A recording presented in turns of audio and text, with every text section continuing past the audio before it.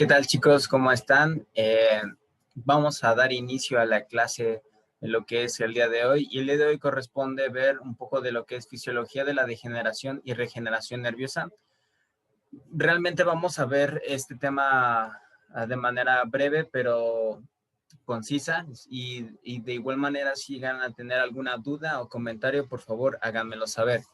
Entonces, ¿qué es lo que sucede cuando existe a nivel fisiológico? ¿Qué sucede cuando hay una lesión en el nervio? Pues bueno, cuando hay una lesión en el nervio va a ocurrir una cascada de procesos en las cuales va a estar sucediendo una degeneración nerviosa.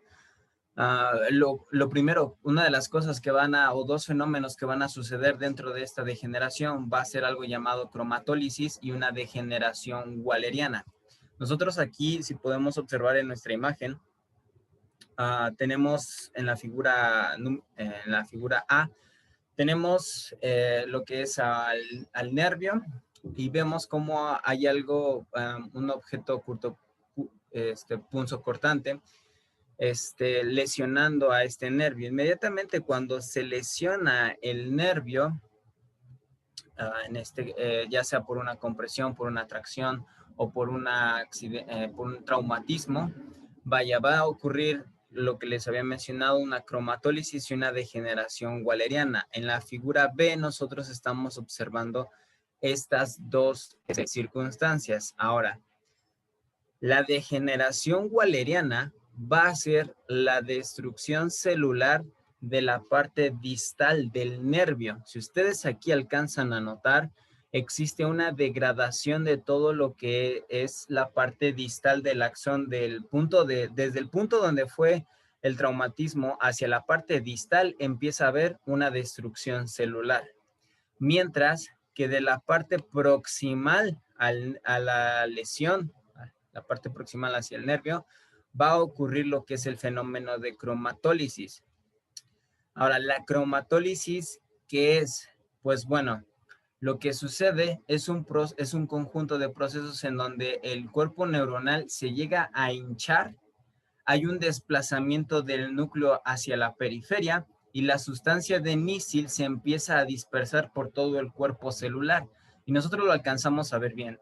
Aquí tenemos en la figura A una imagen del cuerpo neuronal, el nervio llegando al músculo, y vemos que estas líneas azules representan lo que son los cuerpos de Níssil. Ahora, ¿qué son los cuerpos de Níssil?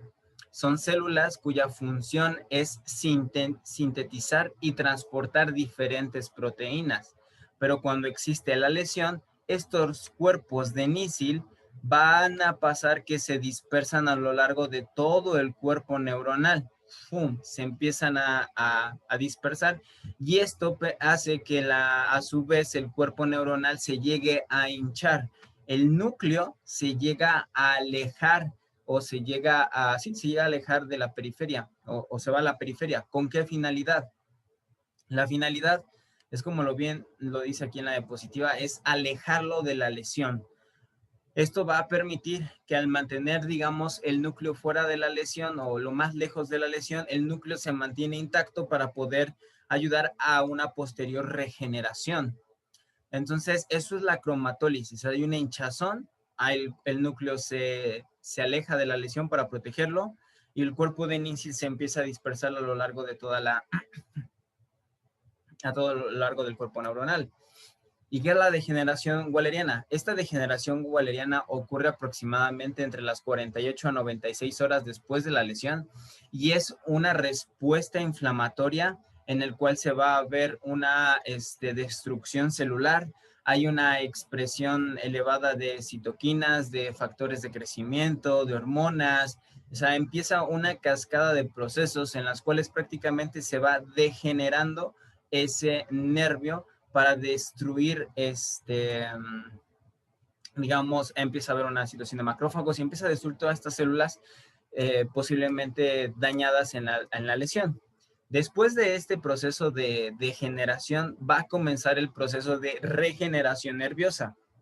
Y en el proceso de regeneración nerviosa, quiero que observen en esta figura, la figura C y lo que es la figura D. Aquí, tanto cuando ya empieza este proceso de regeneración celular, lo que va a pasar es que la lámina basal de las células de Schwann pueden llegar a estar intactas. En esta imagen podemos alcanzar ahí está. En esta imagen vamos a poder alcanzar a percibirlo. Esto rojo que estoy marcando son las láminas basales de las células de Schwann, de la vaina de miolina. Entonces, estas al permanecer intactas, lo que van a hacer es formar unas bandas longitudinales, unas columnas longitudinales y estas se llaman bandas de Bongner. Estas bandas de Bongner, que son todas estas, si ustedes se dan cuenta, vean cómo se empiezan a formar ciertas columnas con la finalidad de conectar la parte proximal del nervio con la parte distal del nervio. Estas mismas bandas forman estas conexiones. Ahora, no siempre estas conexiones estas bandas de Buckner no siempre van a poder estar presentes o formadas, depende del grado de la lesión del nervio. Si es una neurotmesis, definitivamente cuesta mucho más trabajo formar estas bandas de Buckner o haciendo inclusive casi imposible la formación de esto. Pero, por ejemplo, en una axonotmesis o en una neuropraxia, estas van, sobre todo axonotmesis, según Sutherland, una clasificación tipo 1, tipo 2, estas bandas de Buckner van a servir como unas guías para poder ayudar a que se conecte el nervio proximal y el nervio distal. De esa manera se va a dar esta reconexión. Ahora, hay un pequeño inconveniente, por así decirlo, dentro de esta regeneración nerviosa.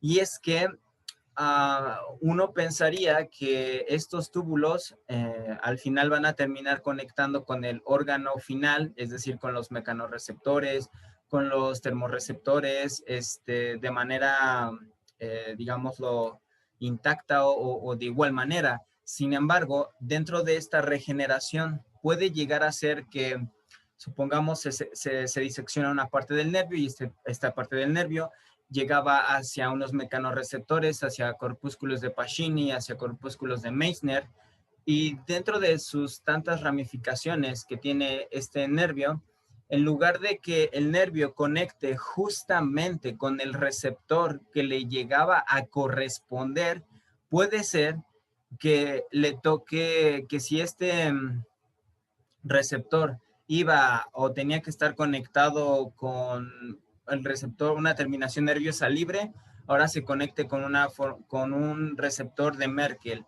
O si el de Merkel, o si un nervio tenía que ir con Merkel, se forma con Pacini, o se forma con un folículo piloso, o se forma con alguna otra órgano final o receptor final. Y esto claramente puede traer ciertos problemas. ¿Por qué?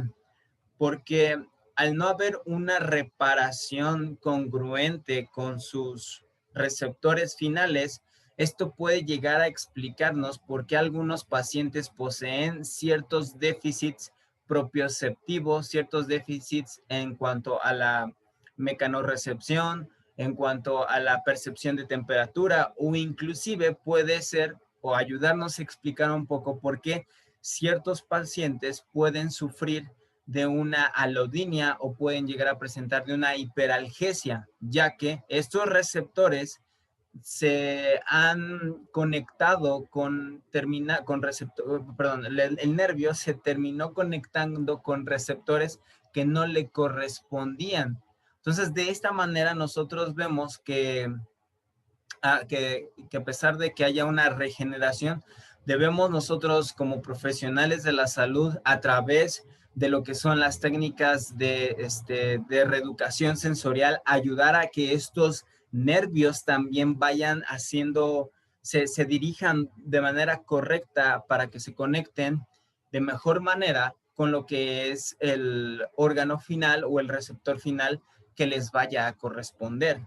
Entonces, este es un video breve de lo que es la fisiología de la regeneración y la fisiología de la degeneración nerviosa.